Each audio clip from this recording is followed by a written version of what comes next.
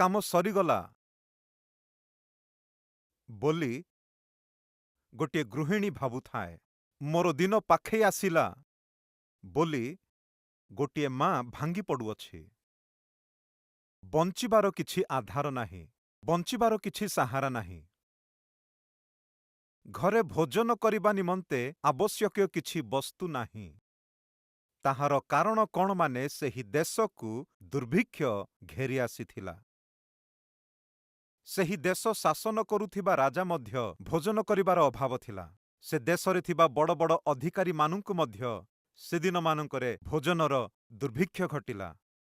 ତାହା ଦୁର୍ଭିକ୍ଷ ସମୟ ଥିଲା, କଷ୍ଟ ସମୟ ଥିଲା, ପ୍ରତିପୋଷଣ କରିବା ପାଇଁ କଷ୍ଟକର ହେଉଥିବା ସମୟ। ଏ ପ୍ରକାର ପରିସ୍ଥିତିରେ ସେ ମା ଭାଙ୍ଗି ପଡ଼ିଥିଲେ। କାରଣ କ'ଣ? ମାନେ ସେ ପେଟ ପୂରା ଖାଦ୍ୟ ପାଇପାରିଲା ନାହିଁ, ଏହା ନୁହେଁ ତାହାର କାରଣ। ତା ପିଲାକୁ ମଧ୍ୟ ଖାଦ୍ୟ ଦେଇ ନ ପାରିବା ପରିସ୍ଥିତି।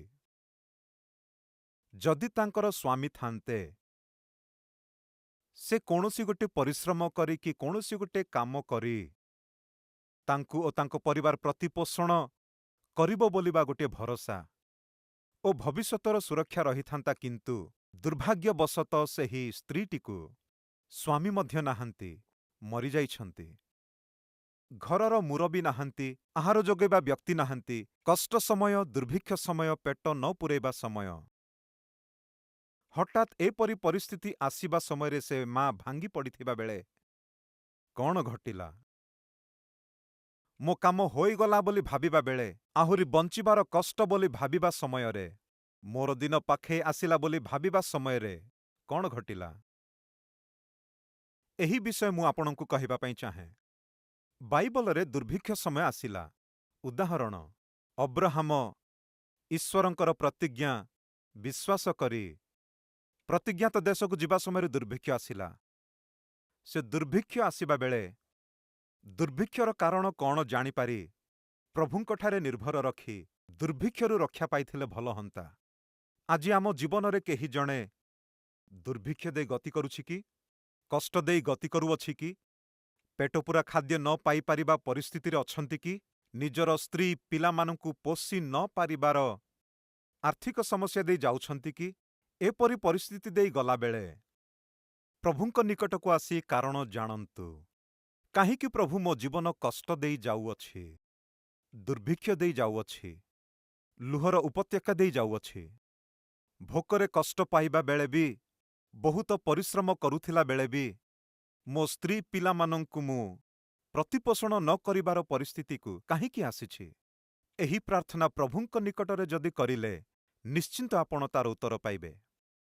ଆଜି ଆପଣ କଷ୍ଟ ଦେଇ ଦୁଃଖ ଦେଇ ଯାଉଥିବା ଆପଣମାନେ ନିଜେ ନିଜକୁ ନିନ୍ଦା କରିବା ଦ୍ୱାରା, ସ୍ତ୍ରୀ ପିଲାମାନଙ୍କୁ ନିନ୍ଦା କରିବା ଦ୍ୱାରା, ସେ ମୋତେ ଏମିତି କଲା, ସେ ମୋତେ ଏମିତି କଲା, ସେମାନେ ମୋତେ ଅନ୍ୟାୟ କଲେ, ଏମାନେ ମୋତେ ଦ୍ରୋହ କଲେ, ମୋ ଚାକିରି ମୋଠାରୁ ଛଡ଼େଇ ନେଇଗଲେ, ମୋ ବ୍ୟବସାୟ ପୁରା ଡାଉନ୍ ହୋଇଯାଇଛି, ଏହି ଦୁଷ୍ଟ ମୂର୍ଖ ଲୋକମାନେ ମୋତେ ଏ ପ୍ରକାର କରିଅଛନ୍ତି, ଏମାନଙ୍କ ଦ୍ୱାରା ସେମାନଙ୍କ ଦ୍ୱାରା ଏପରି ହେଲା ବୋଲି କହିବା ବଦଳେ ଏପରି ନିନ୍ଦା କରିବା ଦ୍ୱାରା ତୁମରି ବ୍ୟବସାୟ କେବେ ଠିଆ ହେବ ନାହିଁ, ଚାଲି ଯାଇଥିବା ଚାକିରି ଆସିବ ନାହିଁ, ଭାଙ୍ଗି ଯାଇଥିବା ପରିବାର ଗଠନ ହେବ ନାହିଁ। ତୁମରି କଷ୍ଟ କ'ଣ? ତୁମରି କଷ୍ଟର କାରଣ କ'ଣ? ତୁମେ ପ୍ରଭୁଙ୍କ ନିକଟକୁ ଆସି ତାଙ୍କରି ଉପସ୍ଥିତିରେ ପ୍ରାର୍ଥନା କଲେ ପ୍ରଭୁ ତାହା ଜଣାଇବେ। ଆଜି ତୁମ କଷ୍ଟର କାରଣ ଏଇ ଦେଖ, ଏହା କାରଣ ଅଟେ। ଏହି ଭୁଲ ନିଷ୍ପତ୍ତି ନେଇଅଛ, ଏହି ଜଲ୍ଦିବାଜି ତମେ କରିଅଛ, ଏ ଭୁଲ ପଦକ୍ଷେପ ନେଇଅଛ, ଏଣୁ ତୁମେ ଏହି କଷ୍ଟ ପାଇଅଛ। ଅତି କମରେ ଏବେ ଜାଗ୍ରତ ହୁଅ, ଏହା ପ୍ରଭୁ ତୁମକୁ ଜଣାଇବେ।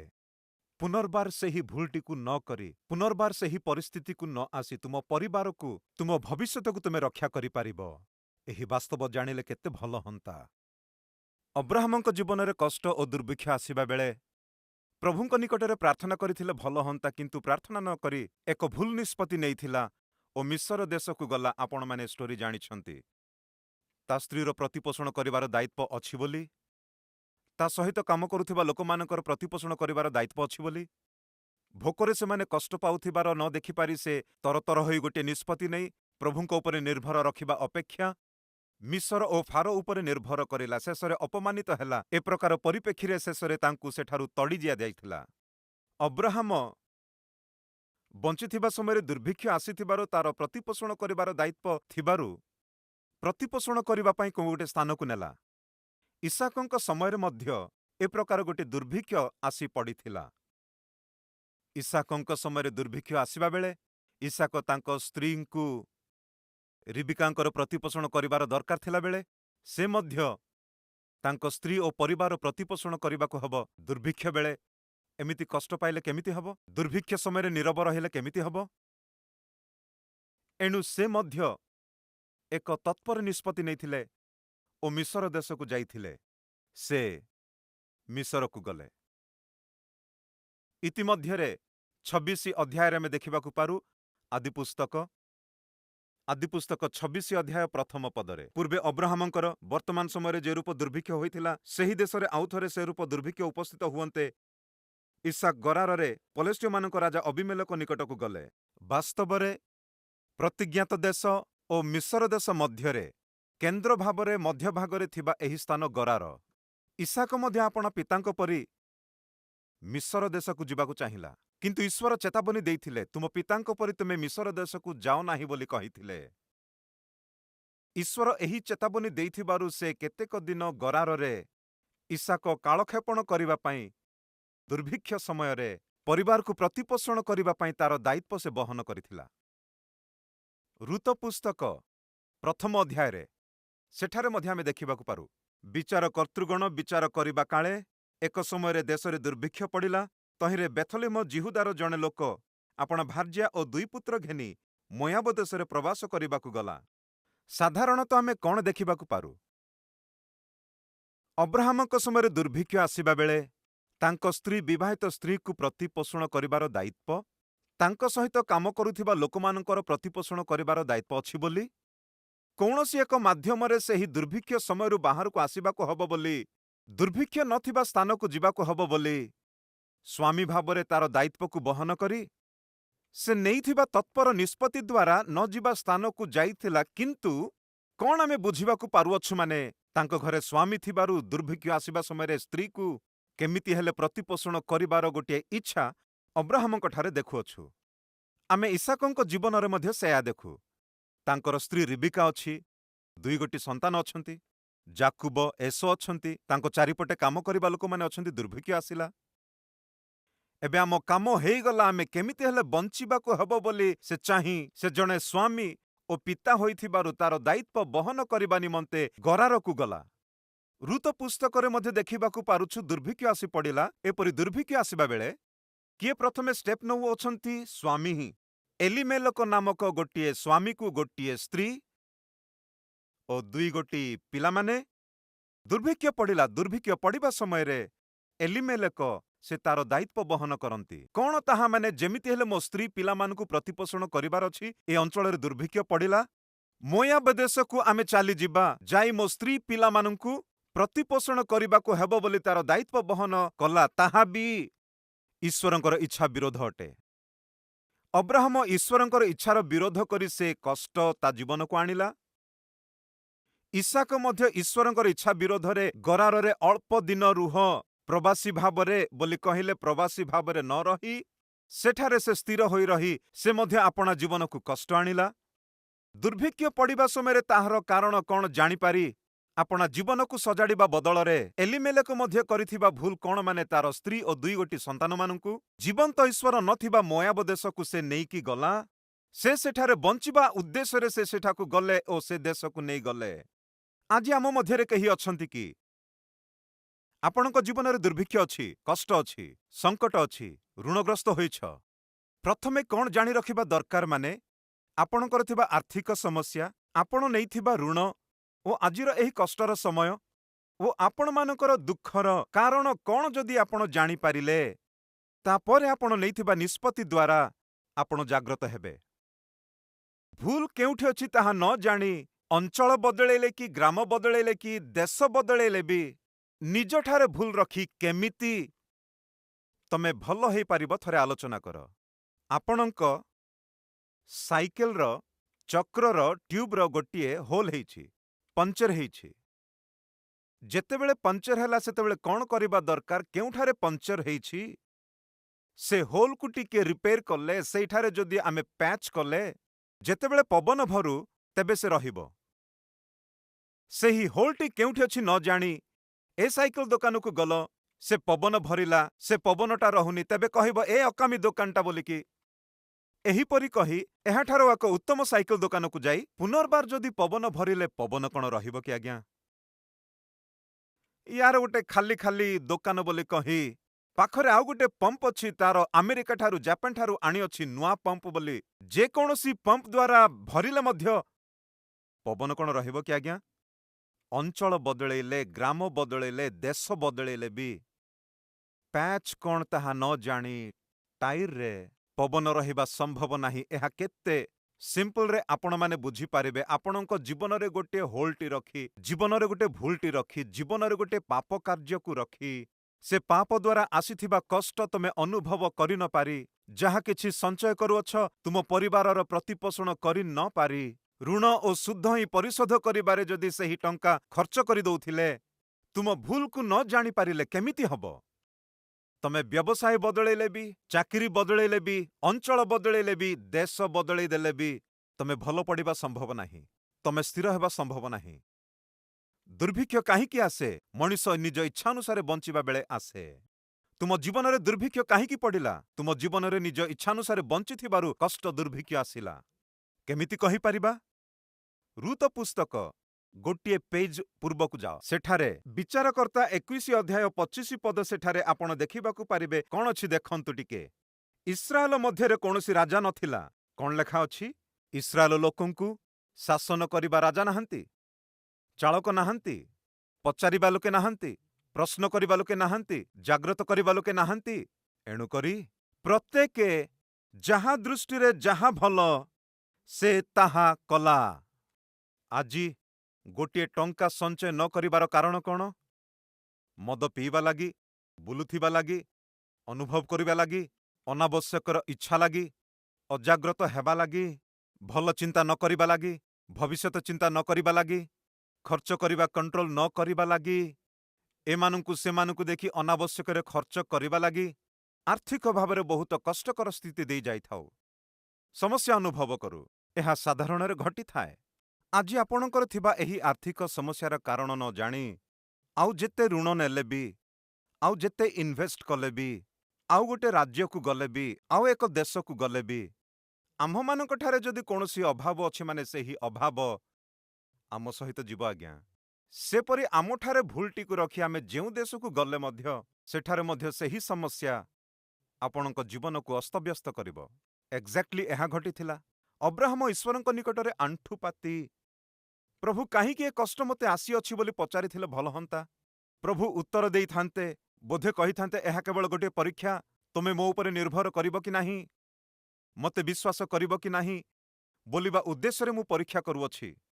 ସବୁ ଭଲ ଥିଲାବେଳେ, ସବୁ ଭଲ ଚାଲୁଥିବା ସମୟରେ ଭଜନ କରିବା ଏସବୁ ସହଜ ଅଟେ। ପରିସ୍ଥିତି ଉପର ତଳ ହେବା ବେଳେ, ପରିସ୍ଥିତି ଅସ୍ତବ୍ୟସ୍ତ ହେଲା ବେଳେ, ଆପଣଙ୍କ ଜୀବନରେ ଶାନ୍ତି ନଥିଲା ପରି କରିବା ବେଳେ ମୋତେ ବିଶ୍ୱାସ କରିବା ଅତି ବଡ଼ ବିଷୟ। ଏହା ମୁଁ ପରୀକ୍ଷା କରୁଛି।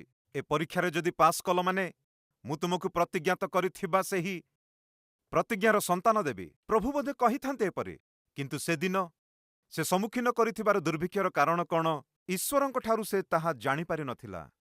ଇସାକ ସେ ବଞ୍ଚିଥିବା ସମୟରେ ଯେତେବେଳେ ଦୁର୍ଭିକ୍ଷ ଆସିଲା, ଦୁର୍ଭିକ୍ଷର କାରଣ କ'ଣ ପ୍ରଭୁଙ୍କ ଠାରୁ ଜାଣିବାର ଚେଷ୍ଟା କଲା ନାହିଁ। ଏଲିମେଲେକ ସେ ବଞ୍ଚିଥିବା ସମୟରେ ଦୁର୍ଭିକ୍ଷ ଆସିବା ବେଳେ ଦୁର୍ଭିକ୍ଷ ଆସିବାର କାରଣ କ'ଣ ଜାଣିଥିଲେ ଭଲ ହନ୍ତା। ଦୁର୍ଭିକ୍ଷ ଆସିବାର ପ୍ରଧାନ କାରଣ କ'ଣ ମାନେ ସେମାନେ ଆପଣା ଆପଣା ଇଚ୍ଛା ଅନୁସାରେ ବଞ୍ଚିଲେ। ଈଶ୍ୱରଙ୍କୁ ଟିକିଏ ବି ନ ମାନି ଭୟଭକ୍ତି ନ କରି ଇଚ୍ଛା ଅନୁସାରେ ବଞ୍ଚି ସେମାନେ ଯାହା କରିବାକୁ ଚାହିଁଲେ ତାହା କଲେ, ଯେମିତି ବଞ୍ଚିବା ପାଇଁ ଚାହିଁଲେ ସେମିତି ବଞ୍ଚିଲେ, ସେମାନେ ଯେମିତି ବ୍ୟବହାର କରିବାକୁ ଚାହିଁଲେ ସେମିତି ବ୍ୟବହାର କଲେ। ସେଥିପାଇଁ ସେଦିନ ଦୁର୍ଭିକ୍ଷ ଆସି ପଡ଼ିଲା। ଦୁର୍ଭିକ୍ଷ ଆସିବା ସମୟରେ ଈଶ୍ୱରଙ୍କ ନିକଟକୁ ଯାଇ ଆପଣା ଜୀବନ ସଜାଡ଼ିବା ବଦଳରେ ଏଲିମେଲେକ କ'ଣ କହିଲା ଜାଣ କି? ଚାଲନ୍ତୁ ଯିବା। କେଉଁଠାକୁ ଯିବା? ମୋୟାବ ଦେଶକୁ ଯିବା। ଆମେ ଦେଶ ବଦଳାଇ ଦେବା। ଏ ଦେଶ ଆମ ପାଇଁ ଭଲ ନୁହେଁ, ଏ ଗ୍ରାମ ଆମ ପାଇଁ ଭଲ ନୁହେଁ। ମୁଁ ଆପଣଙ୍କୁ ଭଲରେ ଦେଖିବି, ଅଦ୍ଭୁତ ରୂପେ ଦେଖିବି, କୌଣସି ଅଭାବ ନଥାଏ ଦେଖିବି, ଦୁଇ ଗୋଟି ସନ୍ତାନମାନଙ୍କୁ ଭଲ ଭାବରେ ଦେଖିବି। ଆସନ୍ତୁ ଯିବା ବୋଲି ସେମାନେ ଆପଣା ଆପଣା ବୁଜଳା ବାନ୍ଧି ସେମାନେ ମୋୟାବକୁ ବାହାରିଲେ। ବଞ୍ଚେଇବି ବୋଲି କହି ଏଲିମେଲେକ ସ୍ତ୍ରୀ ପିଲାମାନଙ୍କୁ କଥା ଦେଇ ବଞ୍ଚିବା ନିମନ୍ତେ ମୋୟାବ ଦେଶକୁ ଯାଇଥିବା ଏଲିମେଲେକ ସେମାନେ କ'ଣ ବଞ୍ଚିପାରିଲେ କି ଆଜ୍ଞା? ନାହିଁ ଆଜ୍ଞା, ସେମାନେ ମରିଗଲେ। ବଞ୍ଚିବି ବଞ୍ଚେଇବି ବୋଲି ମୋୟାବ ଦେଶକୁ ଗଲା ପରେ ମୋୟାବ ଦେଶରେ ସ୍ତ୍ରୀ ଓ 2 ପିଲାମାନଙ୍କୁ ବଞ୍ଚେଇବାକୁ ଥିବା ଏଲିମେଲେକ ମରିଗଲା। ଲୋକେ ଆପଣା ଇଚ୍ଛାନୁସାରେ ବଞ୍ଚିବା ସକାଶୁ ପ୍ରଭୁ ସେମାନଙ୍କୁ ଦଣ୍ଡ ଦେଇ ସେହି ଦଣ୍ଡ ଦ୍ୱାରା ପ୍ରଭୁ ଆପଣା ଆଡ଼କୁ ସେମାନଙ୍କୁ ଫେରାଇ ଆଣିବା ପାଇଁ ବୋଲି ବାଇବଲରେ ଗୋଟେ କଥାଟି ଅଛି। ପ୍ରଭୁ ଯାହାକୁ ପ୍ରେମ କରନ୍ତି କ'ଣ କରନ୍ତି? ଅନୁଯୋଗ କରନ୍ତି, ଶାସନ କରନ୍ତି। କାହିଁକି ଦଣ୍ଡ ଦିଅନ୍ତି ଓ ଅନୁଯୋଗ କରନ୍ତି? ଯେତେଥର ଅନୁଯୋଗ କଲେ ମଧ୍ୟ ଅମାନ୍ୟ କରନ୍ତି, ଏହାର ଅର୍ଥ କ'ଣ ଅଟେ? ସେ ଅନୁଯୋଗ କରିବାର ଅର୍ଥ କ'ଣ? ମାନେ ଆମେ ତାଙ୍କୁ ମାନିବା ବୋଧେ। ସେ ଦଣ୍ଡ ଦେବାର କାରଣ କ'ଣ? ମାନେ ଆମେ ତାଙ୍କ ଆଡ଼କୁ ଫେରି ଆସିବା ବୋଲି। ଆଜି ହୁଏତ ଆର୍ଥିକ ସମସ୍ୟା ଦ୍ୱାରା ହୋଇପାରେ, ଅସ୍ୱାସ୍ଥ୍ୟତା ଦ୍ୱାରା ହୋଇପାରେ, ବିଭିନ୍ନ ପ୍ରକାରର ସମସ୍ୟା ଦ୍ୱାରା ହୋଇପାରେ, ଚାକିରିରେ ସମସ୍ୟା ଦ୍ୱାରା ହୋଇପାରେ, ବ୍ୟବସାୟରେ ଥିବା ନଷ୍ଟ ଦ୍ୱାରା ହୋଇପାରେ, ପରିବାରରେ ଥିବା ଅନେକ ସମସ୍ୟା ଦ୍ୱାରା ହୋଇପାରେ, ହଠାତ୍ରେ ଆସି ପଡ଼ିଥିବା ଆର୍ଥିକ ସମସ୍ୟା ଦ୍ୱାରା ହୋଇଥାଇପାରେ। ବୋଧେ ଆପଣଙ୍କୁ ତାଙ୍କ ଆଡ଼କୁ ସେ ଆଣିବା ପାଇଁ ଚାହୁଁଅଛନ୍ତି। ଆପଣ ପ୍ରଭୁଙ୍କ ଠାରୁ ଦୂରେଇ ଯାଉଥିବାରୁ, ଆପଣ ଜଗତ ଆଡ଼କୁ ଫେରି ଯାଉଥିବାରୁ, ତା ଫଳରେ ଭୟଙ୍କର ପ୍ରମାଦରେ ଆପଣ ପଡ଼ିବାକୁ ଯାଉଥିବାରୁ, ଆପଣଙ୍କ ଜୀବନକୁ ଏକ ଭୟଙ୍କର ବିପଦ ଆସିବାକୁ ଯାଉଥିବାରୁ, ତମେ ଯାଉଥିବା ମାର୍ଗ ତାହା ଠିକ୍ ନଥିବାରୁ, ସେ ମାର୍ଗରେ ବିପଦ ଛକି ବସିଥିବାରୁ, ସେ ବିପଦରୁ ପ୍ରଭୁ ତୁମକୁ ରକ୍ଷା କରିବା ପାଇଁ କେତେକ ଥର ପ୍ରଭୁ କ'ଣ କରନ୍ତି ଜାଣନ୍ତି କି? ଆପଣ ଆଗକୁ ଯେପରି ନ ବଢ଼ିବେ ଏଥିପାଇଁ କେତେକ ଥର କଷ୍ଟ, ସମସ୍ୟା, ଦୁଃଖ ଆଣି ଆଗରେ ରଖନ୍ତି। ଏପରି କଷ୍ଟ, ଦୁଃଖ, ସମସ୍ୟା, ଅସ୍ୱାସ୍ଥ୍ୟତା ଆସିବା ସମୟରେ କ'ଣ କରିବା ଦରକାର ଜାଣ କି? ପ୍ରଭୁ କାହିଁକି ଏ ସମସ୍ୟା ଆସିଛି? କାହିଁକି ଏ କଷ୍ଟ ଆସିଅଛି? କେବେ ଆସିନାହିଁ? ଏପରି ପରିସ୍ଥିତି କେବେ ଦେଖିନାହିଁ? ଏପରି କଷ୍ଟ କେବେ ସମ୍ମୁଖୀନ କରିନି? ଏପରି ରୋଗ କେବେ ମୋତେ ଆସିନାହିଁ? ଏପରି ଦୁଃଖ କେବେ ମୁଁ ପାଇନାହିଁ? ଏପରି ଝଞ୍ଜଟ କେବେ ମୁଁ ପରିବାରରେ ଦେଖିନାହିଁ? ଏପରି ବିପତ୍ତି ମୋ ବ୍ୟବସାୟରେ କେବେ ଆସିନାହିଁ? ଏହିପରି ମୋ ଚାକିରିରେ ଏତେ ବଡ଼ ଟେନସନ୍ କେବେ ଆସିନାହିଁ? ଯଦି ବର୍ତ୍ତମାନ ଆସୁଅଛି ମାନେ କୌଣସି ଗୋଟେ ଶିକ୍ଷା ମୋତେ ଦେବାକୁ ଚାହୁଁଛ, ମୁଁ କ'ଣ କେଉଁଠି ପାପ କରୁଛି କି? ମୁଁ କ'ଣ ତୁମଠାରୁ ଦୂରେଇ ଯାଉଅଛି କି? ମୋ ଜୀବନ ସଜାଡ଼ିବାର କିଛି ଅଛି କି? ଏପରି ପ୍ରଭୁଙ୍କ ନିକଟକୁ ଆସି ଜୀବନକୁ ସଜାଡ଼ିବ ବୋଧେ? ଏହି ଉଦ୍ଦେଶ୍ୟରେ ଈଶ୍ୱର କେତେକ ଥର କଷ୍ଟ ଆପଣଙ୍କ ଜୀବନରେ ଅନୁମତି କରନ୍ତି। ଏହି ବିଷୟ ଅବ୍ରାହମ ଜାଣିପାରିନଥିଲା, ଇସାହାକ ଜାଣିପାରିନଥିଲା ଓ ଏଲିମେଲେକ ମଧ୍ୟ ଜାଣିପାରିନଥିଲା। ଜାଗ୍ରତରେ ଆମେ ଯଦି ଧ୍ୟାନ କରିବା, ଅବ୍ରାହମ ତାଙ୍କ ସ୍ତ୍ରୀଙ୍କୁ ନେଇ ମିଶର ଦେଶକୁ ଚାଲି ଯାଇଥିଲା। ଦୁର୍ଭିକ୍ଷ ଆସିବା ବେଳେ ଇସାକ ଆପଣା ସ୍ତ୍ରୀକୁ ଗରାର ଦେଶକୁ ସେ ନେଇଗଲା। ଦୁର୍ଭିକ୍ଷ ଆସିବା ବେଳେ ଏଲିମେଲେକ ତାଙ୍କ ସ୍ତ୍ରୀ ଓ 2 ସନ୍ତାନକୁ ମୋୟାବ ଦେଶକୁ ନେଇଗଲା। ମିଶର ଦେଶକୁ ଯାଇଥିବା ଅବ୍ରାହମ ଅପମାନିତ ହେଲା। ଗରାରକୁ ଆପଣା ପରିବାର ନେଇଥିବା ଇସାକ ଅପମାନିତ ହେଲା। ଆପଣା ପରିବାରକୁ ମୋୟାବ ଦେଶକୁ ନେଇଥିବା ଏଲିମେଲେକ ମରିଗଲା। ତାର 2ଟି ସନ୍ତାନମାନେ ବି ମରିଗଲେ। ପରିବାରର ଆଡ୍ରେସ୍ ବିହୀନ ହେଇଗଲା। ପ୍ରିୟ ଭାଇ ଓ ଭଉଣୀମାନେ, କଷ୍ଟ ଆସିବା ବେଳେ, ଦୁଃଖ ଆସିବା ବେଳେ, ବାଧା ଆସିବା ବେଳେ, ରୋଗ ଆସିବା ବେଳେ 2ଟି କାମ ହୁଏ। ଗୋଟିଏ, ଆମେ ପ୍ରଭୁଙ୍କର ନିକଟବର୍ତ୍ତୀ ହଉ, ନହେଲେ ଆମେ ଦୂରକୁ ଚାଲିଯାଉ। କଷ୍ଟ ଆମ୍ଭମାନଙ୍କ ଜୀବନରେ ଆମ୍ଭମାନଙ୍କୁ ବେଟର ପର୍ସନ କରିଦେଇଥାଏ, ନହେଲେ ବିଟର ପର୍ସନ କରିଦେଇଥାଏ। ଆଜି ଆପଣଙ୍କ ଜୀବନରେ ଥିବା କଷ୍ଟ ଦ୍ୱାରା ପ୍ରଭୁଙ୍କର ନିକଟବର୍ତ୍ତୀ ହେଉଛନ୍ତି କି?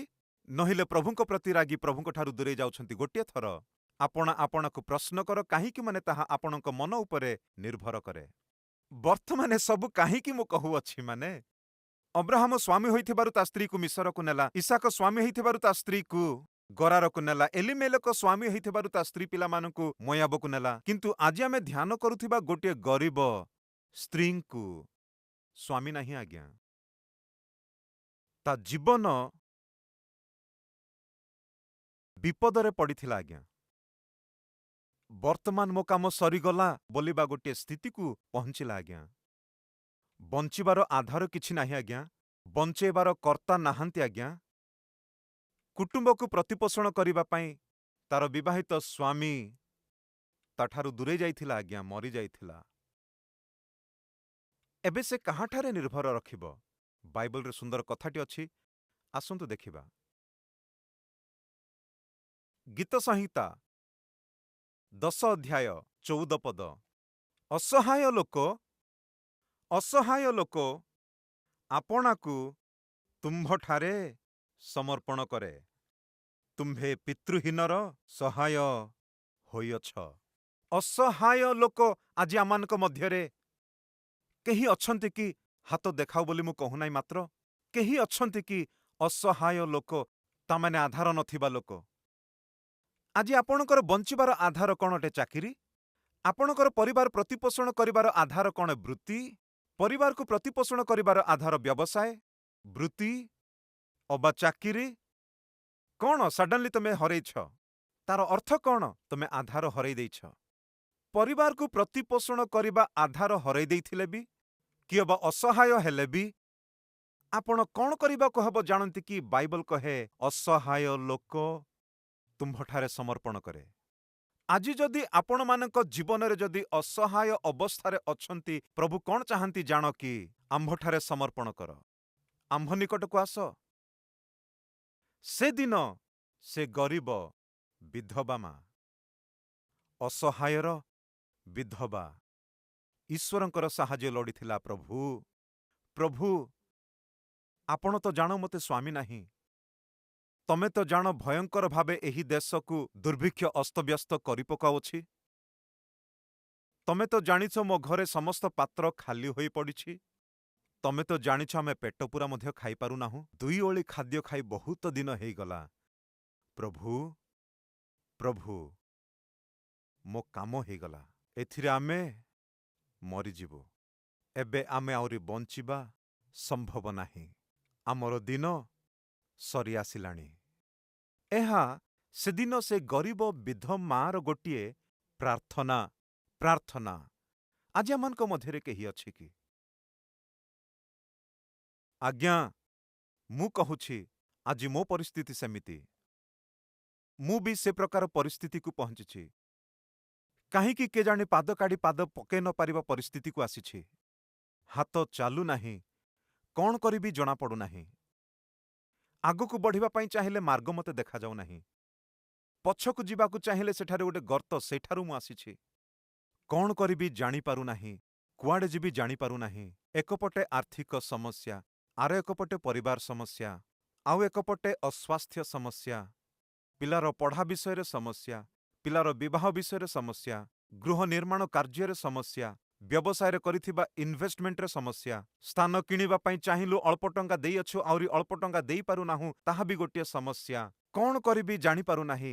ମୋତେ କ'ଣ ଲାଗୁଅଛି ମାନେ ମୋ କାମ ସରିଗଲା। ବର୍ତ୍ତମାନ ମୁଁ ଏ ସମସ୍ୟାରୁ ମୁଁ ବାହାରି ପାରିବି ନାହିଁ। ଏତେ ସମସ୍ୟା ମୋତେ ଅଛି ଯେ ମୋ ପରିବାରକୁ ମୁଁ ପ୍ରତିପୋଷଣ କରିପାରିବିନି। ଏତେ ଦୁଃଖ ଦେଇ ଯାଉଅଛି ଯେ ମୁଁ ମୋ ଜୀବନରେ ଗୋଟେ ସୁନ୍ଦର ଦିନ, ମଙ୍ଗଳର ଦିନ ଆସିବ ବୋଲି ଭାବିପାରୁନି। କାହିଁକି ମାନେ ସମସ୍ୟାଗୁଡ଼ିକ ଗୋଟିଏ ସପ୍ତାହରେ ଆସି ଚାଲି ଯାଇଥିଲେ ଭଲ ହୁଅନ୍ତା, ଗୋଟିଏ ମାସରେ ସରିଯାଇଥିଲେ ଭଲ ହୁଅନ୍ତା, କିନ୍ତୁ କେଜାଣି ମାସ ପରେ ମାସ, ବର୍ଷ ପରେ ବର୍ଷ ଏପରି ଜୀବନ ହିଁ, ଏପରି ଦୁଃଖ। ମୋତେ ଏମିତି ଲାଗୁଅଛି ମୋ କାମ ସରିଗଲା, ଆହୁରି ବଞ୍ଚିବାର କଷ୍ଟ। ମୋତେ କାହିଁକି ଲାଗୁଛି ଯେ ମୋହର ଦିନ ସରି ଆସିଲାଣି। ମୁଁ ଆହୁରି କୁଟୁମ୍ବ ଭାର ମୁଁ ବୋହି ପାରିବି ନାହିଁ ବୋଧେ। ବୋଧେ ମୋ ପିଲାମାନଙ୍କୁ ପଢ଼େଇ ପାରିବି ନାହିଁ। ମୋ ପିଲାମାନଙ୍କର ବିବାହ କରିପାରିବି ନାହିଁ। ଭାବିଲା ପରି ମୋର ନିଜର ଗୃହ ଗୋଟେ ମୁଁ ନିର୍ମାଣ କରିପାରିବିନି। ମୋ କାମ ସରିଗଲା ବୋଧେ। ଏପରି ଭାବିବା ଲୋକେ ଯଦି ଆମମାନଙ୍କ ମଧ୍ୟରେ କେହି ଅଛନ୍ତି, ଆଜି ମୁଁ ଆପଣମାନଙ୍କୁ ଗୋଟେ ଶୁଭବାର୍ତ୍ତା ଦେବା ପାଇଁ ଆଶା କରୁଛି। କ'ଣ ସେହି ଶୁଭବାର୍ତ୍ତା? ଜାଗ୍ରତରେ ଶୁଣ। ମୋ କାମ ହେଇଗଲା ବୋଲି ହାତ ତୁମେ ଉଠେଇଦେଲ ନୁହଁ କି? ସେହି ହାତ ଆଣି ମୋ ହାତରେ ତୁମେ ରଖ, ଆଉ ତୁମ କାମ ତୁମ ଜୀବନରେ ମୁଁ ଆରମ୍ଭ କରିବି। ତୁମର କଷ୍ଟ କ'ଣ ଓ କ୍ରନ୍ଦନର କାରଣ କ'ଣ ତାହା ମୁଁ ତୁମକୁ ଜଣାଇବି, ଦେଖେଇବି, ପ୍ରମାଣ କରିବି। ମୋ ପ୍ରଭୁ ଏହା ତୁମକୁ ଚ୍ୟାଲେଞ୍ଜ କରନ୍ତି। ଆପଣଙ୍କର କଷ୍ଟ କ'ଣ? ସମସ୍ୟା କ'ଣ? ଆପଣଙ୍କର ଦୁଃଖର କାରଣ କ'ଣ? ମୋ ପ୍ରଭୁଙ୍କ ନିକଟକୁ ତାହା ଆଣି ରଖିକି ଦେଖ। ମୋହର ପ୍ରଭୁ ତୁମ ଜୀବନରେ କେବେ ଭାବି ନଥିବା ଏପରି ମହା ଆଶ୍ଚର୍ଯ୍ୟକର ଭବିଷ୍ୟତ ଦେବାକୁ ଯାଉଅଛନ୍ତି। ବିଶ୍ୱାସ କରିବେ କି? ଆପଣଙ୍କ ଜୀବନ ଈଶ୍ୱରଙ୍କୁ ଦେବେ କି? ଥରେ ଚିନ୍ତା କରନ୍ତୁ।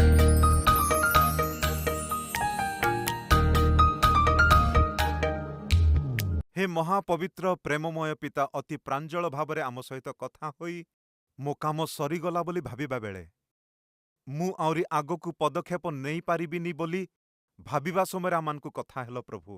ତୁମର କଷ୍ଟ କ'ଣ ଓ କଷ୍ଟର କାରଣ କ'ଣ ତାହା ଜାଣି ଆମ୍ଭର ଚରଣରେ ତୁମେ ଆପଣା ଜୀବନ ଓ କଷ୍ଟକୁ ସମର୍ପଣ କର।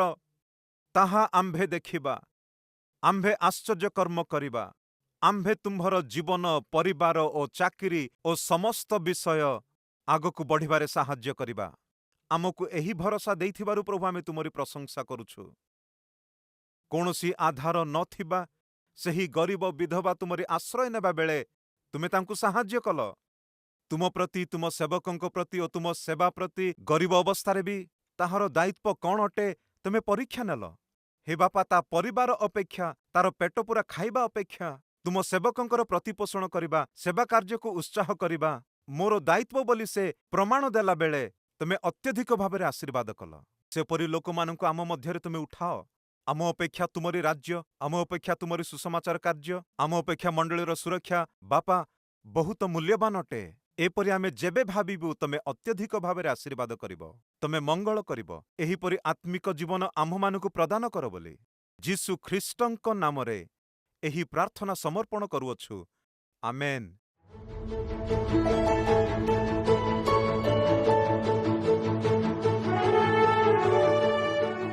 ଆମର address Calvary, post box number 30, Kukatpally, Hyderabad 72।